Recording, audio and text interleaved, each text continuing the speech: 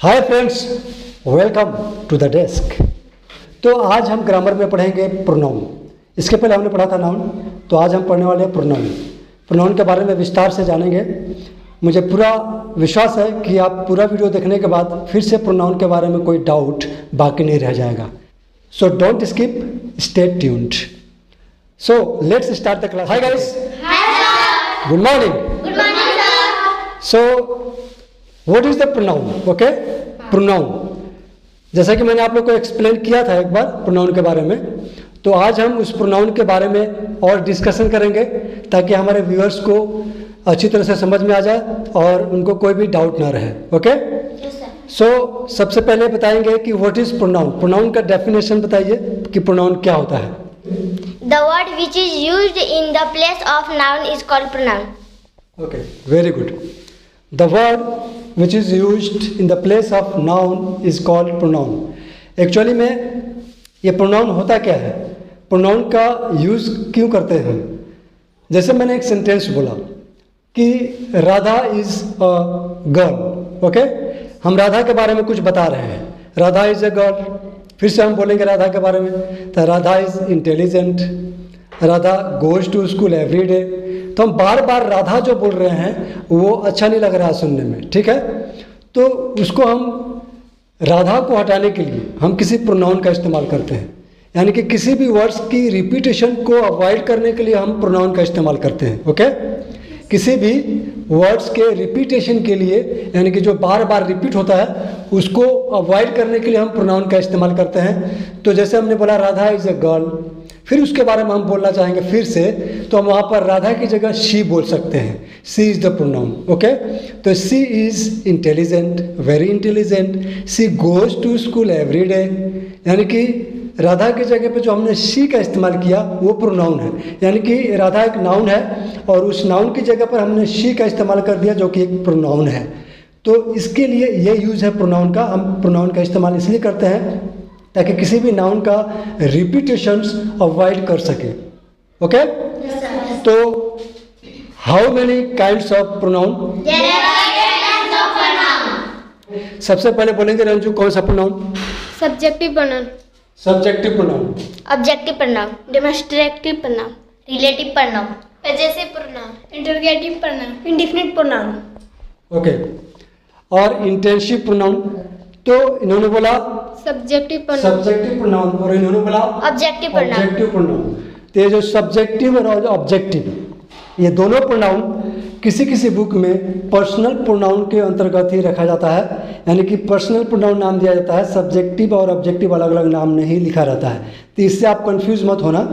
Subjective pronoun अलग है, objective pronoun अलग है, लेकिन दोनों को कई सारी किताबों में देखने को मिलता है कि पर्सनल प्रोनाउन के अंतर्गत ही इसे रखा गया है। ओके, तो हम सब्जेक्टिव प्रोनाउन से शुरुआत करते हैं कि सब्जेक्टिव प्रोनाउन क्या होता है। What is subjective pronoun? Okay, तो सब्जेक्टिव प्रोनाउन में कौन कौन से आते हैं बताइए जरा। I, you, they, we, he, she, it. Okay, very good.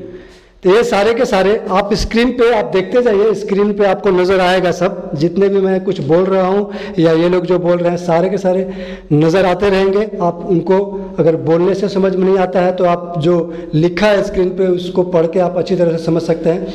तो रंजू ने बताया अभी इसके जो सब्जेक्टिव प्रोनाउन के एग्जाम्पल्स है वो बताए। ये जितना इन्होंने एग्जाम्पल बताया वही एग्जाम्पल्स उतना ही आता है, उससे कुछ ज़्यादा नहीं आता है।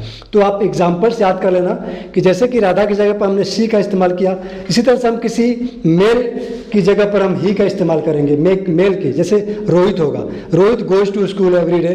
फिर हम रोहित के बारे में बोलेंगे he wakes up in the morning at 5 o'clock। तो हम फिर से उसके बारे में बोलना चाहेंगे तो ही का इस्तेमाल करेंगे। अगर बहुवचन होगा तो दे का इस्तेमाल करेंगे। जैसे हम बोलेंगे the children are playing there. Okay, तो the children are playing there हो गया, ये बहुवचन हो गया। बहुवचन यानी कि प्लूरल नंबर। तो इसका हम फिर से हम प्रोनाउन का इस्तेमाल करना चाहेंगे इनकी जगह पर, तो हम बहुवचन का इस्तेमाल करेंगे कि they are very naughty. The children are playing, बच्चे खेल रहे हैं वहाँ पर। फिर से हम बोलेंगे the children are very naughty, तो हम फिर से हम द चिल्ड्रन आर नहीं बोलेंगे, दे आर वेरी नॉटी।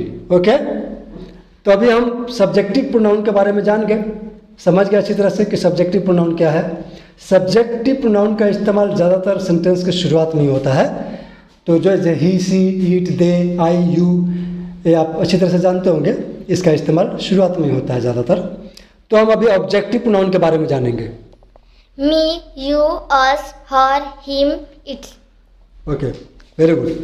तो ऑब्जेक्टिव प्रोनाउन का जैसे हम इस्तेमाल करते हैं कि आई सा देम इन द मार्केट। आई सा देम इन द मार्केट, मैंने उन्हें मार्केट में देखा, बाजार में देखा। Okay, he gave me 100 rupees, उसने मुझे 100 रुपये दिए। अब तीसरा प्रोनाउन कौन सा था? Demonstrative pronoun. एग्जाम्पल बताइए। This, that, these, those. Yes, this, that, this, those, ये जो है डेमोन्स्ट्रेटिव प्रोनाउन है। डेमोन्स्ट्रेटिव प्रोनाउन जो होता है वो 4 ही होता है, सिर्फ 4। This, that, this, those. जैसे कि this is my book, those are my trees, these are your books.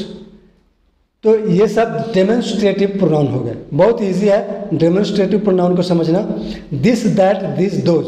हाँ, दिस पेन इज माइन, तो यहाँ पर दिस जो है वो प्रोनाउन नहीं होगा, क्योंकि दिस के बाद अगर दिस, दैट, दिस, दोज के बाद नाउन आता है, किसी भी नाउन की चर्चा होती है, तो वो प्रोनाउन नहीं होगा वहाँ पर दिस, दैट, दिस, दोज, बल्कि वहाँ पर एडजेक्टिव हो जाएगा। तो प्रोनाउन कब कहलाएगा? जब दिस, दैट, दिस, दोज के बाद कोई वर्ब हो, हेल्पिंग वर्ब हो या कोई वर्ब हो, तो तभी उसी कंडीशन में वो प्रोनाउन कहलाएगा। लेकिन दिस के बाद कोई ऑब्जेक्ट आ जाता है, जैसे बोलेंगे दिस मार्कर इज़ ब्लू, तो दिस मार्कर इज़ ब्लू हमने बोला, तो यहाँ पर दिस प्रोनाउन नहीं हुआ बल्कि ये एडजेक्टिव हो गया। ओके, तो हम ये समझना ज़रूरी है, क्योंकि ज़्यादातर लोग कंफ्यूज हो जाते हैं कि दिस पेन इज़ रेड, ऐसा हम बोल रहे हैं तो वो प्रोनाउन होगा कि एडजेक्टिव होगा। तो उनको याद रहता है कि this, that, this, those pronoun है, डेमोन्स्ट्रेटिव प्रोनाउन है, तो फटाक से प्रोनाउन बोल देते हैं, दिस देखकर, दैट देखकर। लेकिन ये कब प्रोनाउन होगा? जब दिस, दैट, दिस, दोज के बाद हेल्पिंग वर्ब या वर्ब आएगा। ओके, समझ में आ गया? ओके, नेक्स्ट जो है वो है relative pronoun. Okay, relative pronouns, तो उसका एग्जांपल बताइए। Who, whom, which, what, that. Okay, who, हुम, हुज, व्हिच, व्हाट और दैट, ये जो है रिलेटिव प्रोनाउंस हो गए। रिलेटिव प्रोनाउंस होता क्या है? जो दो सेंटेंसेस को रिलेट करता है, यानी कि जोड़कर एक बनाता है। जैसे मैं एक सेंटेंस, आप लोग अच्छी तरह से समझना, मैं सेंटेंस बता रहा हूँ कि the boy won the prize, लड़के ने प्राइज जीता। ओके, जीता। उसके बाद फिर से हम उसी के बारे में बोल रहे हैं कि the boy is my classmate. तो हम 2 सेंटेंस बोल रहे हैं यहाँ पर। ओके, अब इन दोनों सेंटेंसेस को हम एक सेंटेंस बनाएंगे, किसके सहारे? रिलेटिव प्रोनाउन के सहारे। ओके, तो हम किस रिलेटिव प्रोनाउन का इस्तेमाल करके यहाँ पर दोनों को एक सेंटेंस बना सकते हैं? तो हम बनाते हैं, ठीक है। The boy who won the prize is my classmate. Okay, the boy who won the prize is my classmate. तो दोनों सेंटेंस एक बन गया, लेकिन अर्थ नहीं बदला, अर्थ वही रहा। हम जब इस 2 सेंटेंस को एक बनाते हैं किसी रिलेटिव प्रोनाउंस की मदद से, तो अर्थ नहीं बदलना चाहिए, अर्थ वही रहना चाहिए। तो इसका अर्थ हो गया कि जिस लड़के ने प्राइज जीता वो मेरा क्लासमेट है। ओके, जैसा हम एक दूसरा सेंटेंस लेते हैं, this is a house. Okay, ये एक सेंटेंस हो गया, दिस इज अ हाउस। और दूसरा हो गया, जैक बिल्ट दिस हाउस। एक घर है, जैक ने इस घर को बनाया। 2 सेंटेंस हो गए। तो इस सेंटेंस को हम एक बनाएंगे प्रोनाउन की, रिलेटिव प्रोनाउन की मदद से। तो this is the house that Jack built. This is the house that Jack built.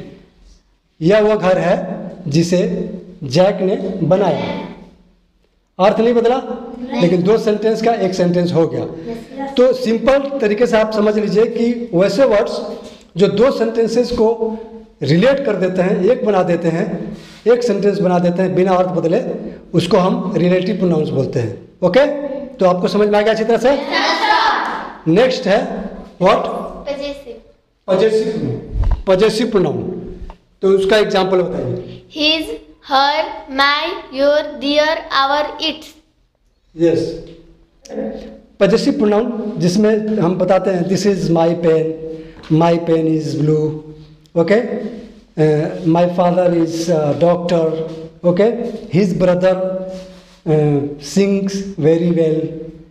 तो जहाँ पे हम हीज, हर, माई, योर, ये सब सारे के सारे पजेसिव प्रोनाउन हैं। पजेसिव प्रोनाउन और भी होते हैं, जैसे कि हम अगर हर बोलते हैं तो हर का हर्ष भी होता है, आवर का आर्च होता है, दियर का दियर्स होता है, और हिज का हिजी होता है, और योर का योर्स होता है। तो इसको हम इस्तेमाल कैसे करते हैं, ये भी पजेसिव है। तो इसका इस्तेमाल हम कैसे करते हैं, जैसे हम बोलेंगे this is my marker, this is my marker, यहाँ पर माई हो गया पजेसिव प्रोनाउन।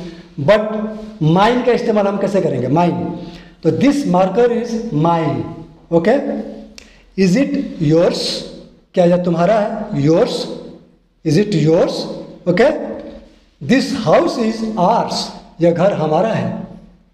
तो इस तरह से हो गया पजेसिव प्रोनाउन, ओके। अब तो समझ गए अच्छी तरह से। Next pronoun, Interrogative. Example, What, who, which, whose, whom. Okay. ये सारे के सारे इंट्रोगेटिव प्रोनाउन है। इंट्रोगेटिव प्रोनाउन का मतलब आप अच्छी तरह से समझते हैं, प्रश्नवाचक सर्वनाम। तो प्रश्नवाचक सर्वनाम में जैसा कि हिंदी बोलने से ही पता चल जा रहा है कि उसमें सवाल पूछा जाएगा, ठीक है ना। तो whose father is he, who is your best friend, what is your name, okay. तो ये सारे के सारे प्रोनाउन हो गए। तो इंट्रोगेटिव प्रोनाउन भी फिक्स है, लिमिट है, इनको आप याद कर लें, जो मैंने अभी बताया स्क्रीन पर आप देख सकते हैं। ये सारे के सारे इंट्रोगेटिव प्रोनाउन हैं और इनको आप याद कर लेना, ओके। तो नेक्स्ट जो प्रोनाउन है हमारा वो क्या है, Indefinite. Indefinite, indefinite, okay. उसके एग्जाम्पल बताइए। Someone, something, anyone, anything. One, जैसे कि anyone, someone, everyone. Thing, everything, anything, something.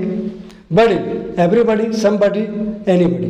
ये सारे के सारे इंडेफिनाइट प्रोनाउन हैं, ओके।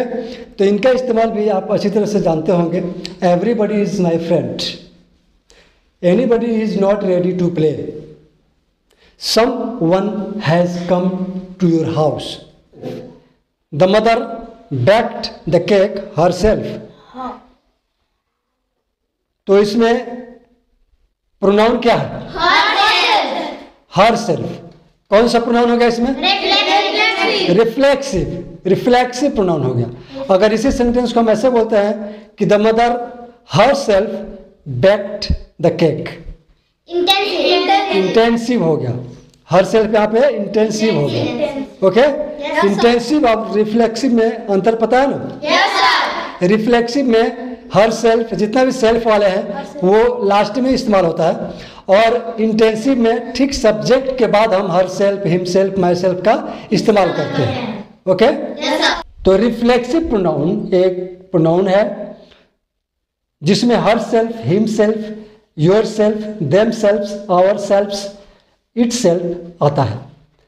तो इसके बाद तुरंत आता है इंटेंसिव प्रोनाउन, इसमें भी यही सब आता है, सेल्फ वाले ही, लेकिन दोनों में फर्क हम सेंटेंसेस के द्वारा समझेंगे। रिफ्लेक्सिव प्रोनाउन जैसे he did his work himself, he did his work himself.